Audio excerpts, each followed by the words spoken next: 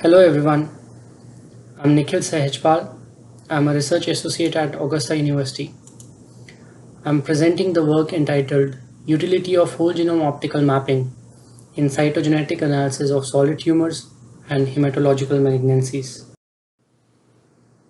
I will be talking about the importance of structural variations in hematological malignancies and solid tumors, and how we implemented a novel whole genome optical mapping technology for next generation cytogenomics using the Bionano Sapphire platform. I will be discussing our results and sharing the conclusion of this study. To obtain a comprehensive cytogenetic profile, we need to perform karyotyping, FISH, and microarrays. However, there are certain limitations associated with these technologies. For karyotyping, there is a requirement for live cells, and culturing becomes an issue for solid tumors.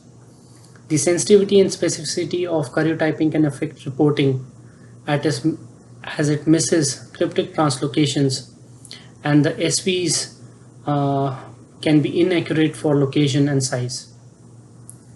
The FISH panels require a priori knowledge, as these panels are targeted, and performing multiple FISH panels can be time consuming and cost prohibitive.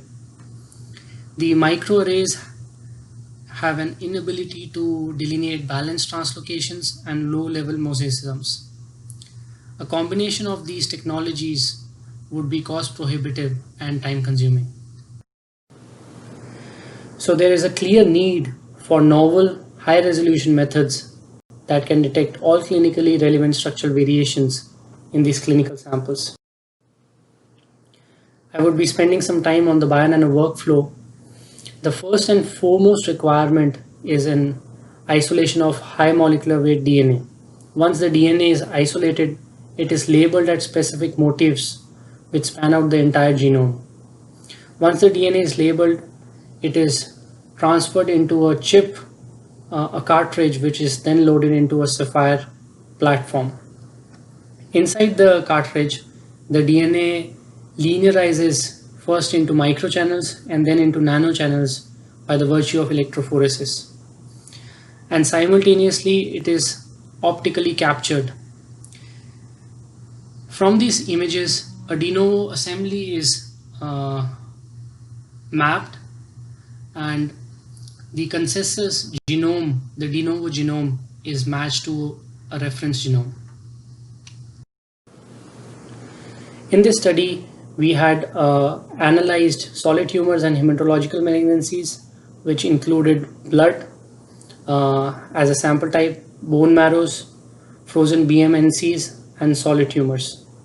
All hematological malignancy samples were previously characterized by karyotyping and FISH, whereas all the solid tumor cases were previously characterized by OncoScan microarray. This slide depicts all the hematological malignancy cases and their FISH and karyotype data. As you can see, we have included different cases such as essential thrombocythemia, myelodysplastic syndrome, acute myeloid leukemia, and chronic myeloid leukemia. For the sake of this presentation, I would be discussing two acute myeloid leukemia cases. One which has a simple karyotype, a translocation of chromosome 8 and 21, and another acute myeloid leukemia case with a complex karyotype. In this AML case, a translocation 821 was characterized by karyotyping, and it was identified by whole genome optical mapping. In this circus plot, we can see the translocation with this red line which extends between chromosome 8 and chromosome 21. The translocation can also be viewed with this SV track, where the breakpoints can be visualized and matched with the reference genome. The blue is the de novo assembly, and the green panels are the reference genome. The top panel is chromosome 8 and the lower panel is chromosome 9, and we can clearly visualize the breakpoints of this translocation in this visualization.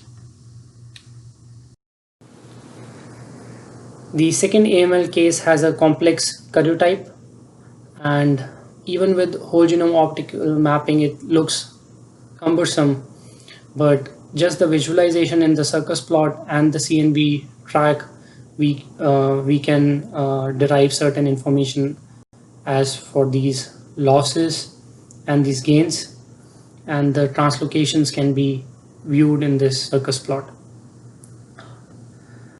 However, we made this attempt to delineate all the information that was obtained by karyotype and FISH, and identified whether we are able to identify these events with whole genome optical mapping, and we had 100% concordance with the karyotype FISH data. But in addition to these events, we could delineate these events with whole genome optical mapping, which remain ambiguous with karyotype. For example, this derivative 3 at 3, Q27 and insertion 3 could be seen as 3 distinct events with binary whole genome optical mapping. The insertion 3 was resolved as a translocation 3-3. Add 3Q27 was resolved as a translocation 310, and a separate event was identified as a deletion on chromosome 10. We can also see that trisomy 9 was a mosaic gain of 2 large segments on chromosome 9 with whole genome optical mapping, and similarly a trisomy 22 was seen as a mosaic gain of chromosome 22. Now I have labeled the previously cumbersome circus plot with the events that I had just discussed. I would like to highlight that the insertion 3 that was resolved as translocation 3-3 can be viewed in this circus plot. The add 3Q27 that was resolved as translocation 310 can be viewed as this translocation on the circus plot, and the add 4Q21 which was resolved as translocation 2-4 can be viewed in the circus plot. Further, the mosaic gains at chromosome 9 and at chromosome 22 can be seen in the CNV track.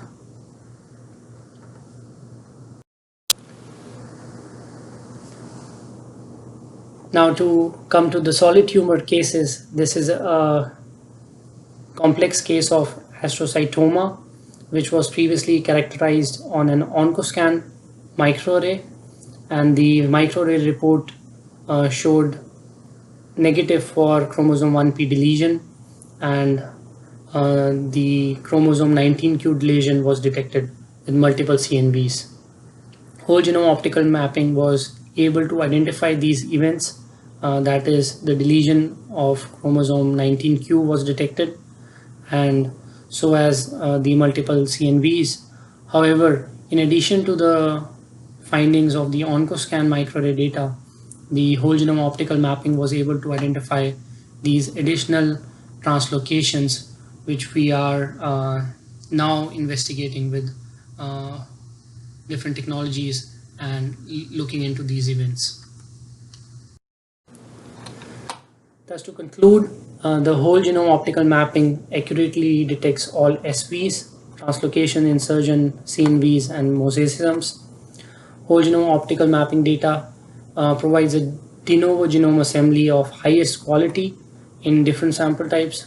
The whole genome optical mapping defines the breakpoints of and the translocation partners that were ambiguous with karyotyping, and in our pilot study with 20 samples, the whole genome optical mapping data was 100% concordant with genomic alterations detected by karyotyping, FISH, and microarrays. With this, I would like to thank my supervisor, Dr. Ravindra Kole. I would like to thank the GEMLab scientific director, Dr. Alka Chaube, I would also like to thank the GemLab members, Dr. Ashish Mandal, Dr. Alan Jao, Dr. Pankaj Aluwalia, Dr. Minakshi Aluwalia, Sudhanand Kimia Jones, and Yasmin Jilani. I would like to thank the BioNano team members, Alex Hasty, Jill Lai, Ben Clifford, and Jeff Robinson for their support and help with this data. Thank you.